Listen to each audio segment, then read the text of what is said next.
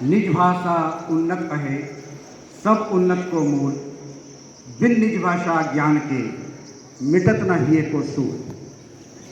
आदरणीय विद्यालय प्राचार्य महोदया, विद्वान शिक्षक साथियों, प्यारे प्यारे बच्चों, आज मैं आपके सामने हिंदी दिवस के रूप में कुछ अपने वक्तव्य बताना चाहता हूँ, रखना चाहता हूँ। सबसे पहले आज सभी को हिंदी दिवस की बहुत बहुत शुभकामनाएं, बधाई। बच्चों, ये बहुत ही हम हिंदुस्तान में हैं, भारत में हैं, जो हमारी हिंदी मातृभाषा है, इसके बावजूद हमें इसको हिंदी दिवस के रूप में मनाना पड़ रहा है। आपको मालूम होना चाहिए, करीब 120 करोड़ लोग हिंदी भाषा बोलते हैं। भाषा क्या है? भाषा सिर्फ एक अपने विचारों का आदान प्रदान करने का माध्यम है, लेकिन उसके बावजूद हमारी मातृभाषा जो हिंदी है, आप उसकी दयनीय स्थिति देख सकते हो। आज आप देखते होंगे, एक अगर बच्चा आता है इंग्लिश में बात करता है, दूसरा बच्चा बहुत ज़्यादा जानता है लेकिन उसे इंग्लिश नहीं आती, वो हिंदी में अपनी बात रखता है, उसे कमतर आंका जाता है। ये हमारी सोसाइटी में यही हो रहा है। जिसका बच्चा इंग्लिश में बोल लेता है, इंग्लिश में पेरेंट्स भी बड़े अपने आप को गौरवान्वित महसूस करते हैं जब उनका बच्चा इंग्लिश में अपनी बात रख लेता है, फर्राटीदार अंग्रेजी बोल लेता है, इंग्लिश में पोएम सुना लेता है। वो सबको सुनाना चाहते हैं, तो हमारा बच्चा कितना बढ़िया अंग्रेजी बोलता है, कितनी बढ़िया इंग्लिश में फ्लुएंटली इंग्लिश बोलता है। बच्चों, होना ये चाहिए था। हम हिंदुस्तान से हैं, हमारी मातृभाषा हिंदी है। जब से हम पैदा हुए हैं, जब से हमने हिंदी को सुना है, हम जब किसी चीज़ को सोचते हैं तो वो विचार हमारे लिए हिंदी में ही आते हैं। अगर हमें कोई बात दूसरे भाषा में बोलना पड़ती है तो हम उसको क्या करते हैं? ट्रांसलेट करते हैं। यदि हमें अपनी कोई बात इंग्लिश में रखना है तो हम क्या करते हैं? पहले हिंदी में सोचते हैं, उसके बाद उसको हम ट्रांसलेट करते हैं।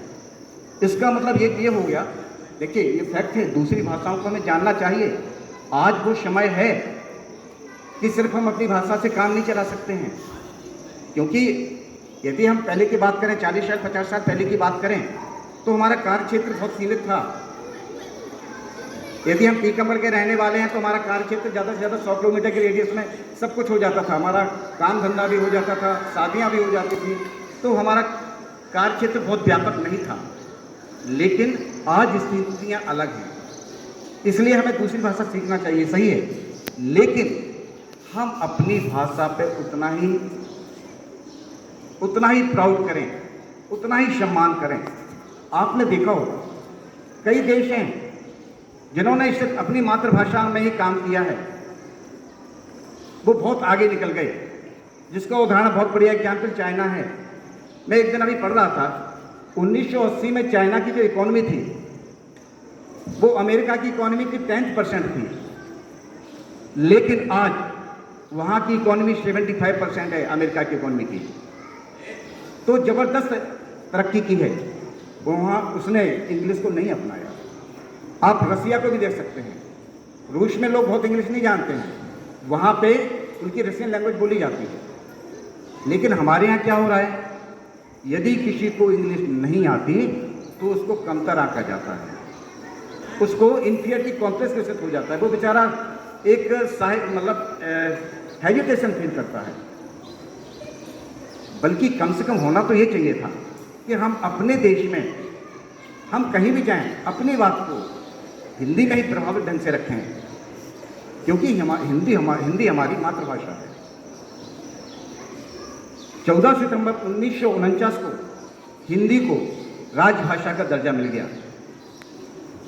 महात्मा गांधी चाहते थे कि हिंदी को राष्ट्रभाषा का दर्जा मिले, लेकिन वो नहीं मिल पाया।